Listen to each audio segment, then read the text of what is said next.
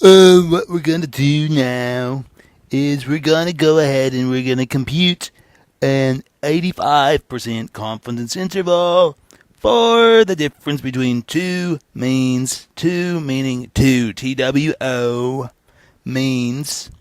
So there's going to be a mean that we'll call mean number 1 and another one we call mean number 2, and we're going to look at the difference between them. And this is going to be if we have independent samples being collected. You'll know if they're independent or not.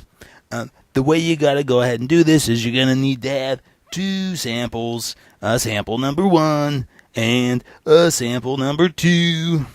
And that's what I have here. Sample number 1 consists of 5 numbers. Sample number 2 consists of 6 numbers.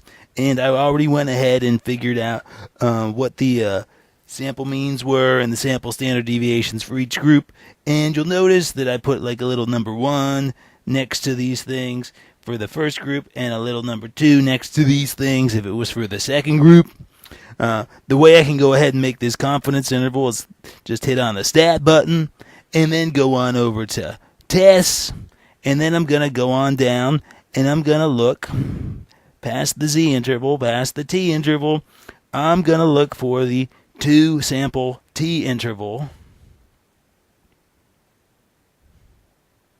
And what you'll find there when you open it up is 2 things up top. One says data and the other one says stats.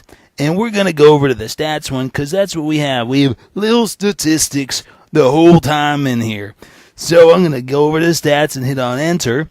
And then I just got to go through the list and type in what I've got there. So for the X bar number 1, I've got 8.02. For the SX number 1, I've got 4.78. For the N number 1, I've got 5. And then I'm going to go on over to the other side, and I'm going to find out I've got an X bar number 2 that's 21.07. I've got an SX number 2, which is 36.39. And then I've got an N number 2, which is 6.